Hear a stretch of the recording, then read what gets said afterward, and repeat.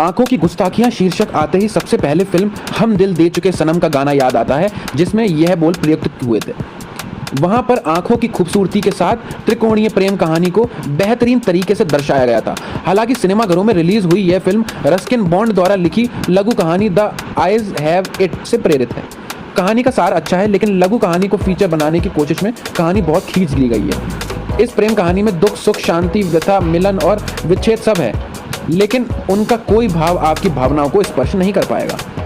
कहानी विक्रांत मैसी और शायना कपूर की है, जो दोनों दिल्ली से देहरादून के लिए ट्रेन के फर्स्ट क्लास में सफर कर रहे होते हैं। सबा के पिता थिएटर आर्टिस्ट हैं, लेकिन उसे फिल्मों में हाथ आजमाना है। उसे एक नेत्रहीन लड़की का ऑडिशन देना है। इसकी तैयारी के लिए उसने गांधारी की तरह अपनी आंखों पर पट्टी बांध ली है।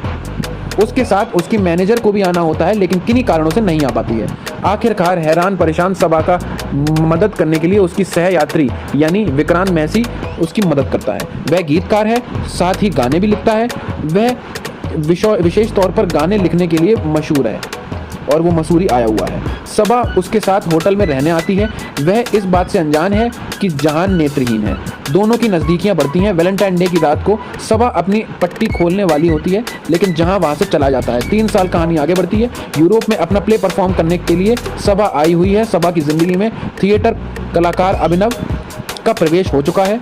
यहाँ पर सबा की मुलाकात जहान से होती है, यानी विक्रांत मैसी से, जो अपनी पहचान बदल चुका है। अब दोनों की प्रेम कहानी क्या मोड़ लेती है, इसके संबंध में कहानी है।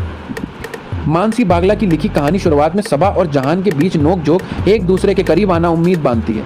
नेत्रहीनों को दया नहीं सम्मान देने का मुद्दा भी उठाया है, लेकिन यह कहानी विश्वसनीय नहीं बन पाई है। इस प्रेम को दर्शाने में ढेरों गुस्ताखियां भी हुई हैं।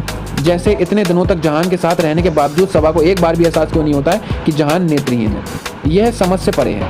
सीढ़ी से गिरने के बाद सबा और जहान का एक दूसरे को यूं चुंबन देना और प्यार होता पछता नहीं है। जहान के जाने के बाद उसकी खोज न कर पाना भी अजीबोगरीब है, जबकि वह गीतकार और गायक है। स्मार्टफोन रखने वाली लड़की होटल में सीसीटीवी कैमरा देखने की जहमत नहीं उठाती। बेहद आश्चर्यचकित बात है।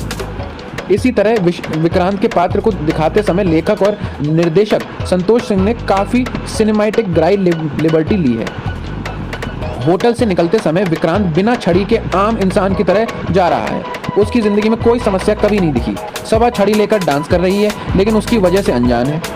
इंटरवल के बाद तो कहानी पूरी तरीके से फिसल जाती है। मानसी बागला, संतोष सिंह और निरंजन अय्यर द्वारा लिखी स्क्रीन प्ले और डायलॉग अपनी लय खोते दिखते हैं।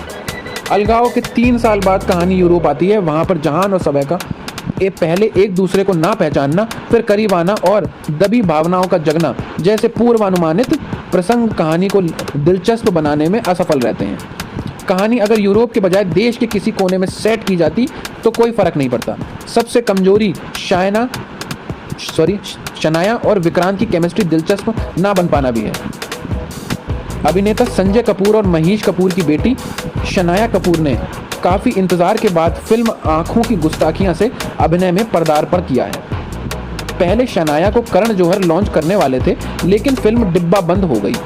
इस फिल्म में उनकी मेहनत पर्दे पर साफ झलकती है।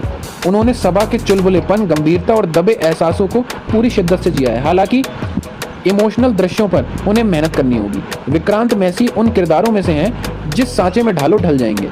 हालांकि उनका शानदार अभिनय भी कमज़ोर स्क्रीन प्ले का संभाल नहीं बन पाता है। वह कुछ हल्के फुल्के पल लेकर आते हैं। जैन खान दुर्रानी के पात्र को उबारने का मौका नहीं मिल पाता है। फिल्म के गीतकार और संगीतकार विशाल मिश्रा हैं। उनका गाना पहली बार इश्क हुआ है अद्भुत है। सिनेमेटोग्राफर तनवीर मीर ने नयमा बिनानी लोकेशन को कैमरे में कैद किया है। मेरी तरफ से इस फिल्म को 2.5 स्टार।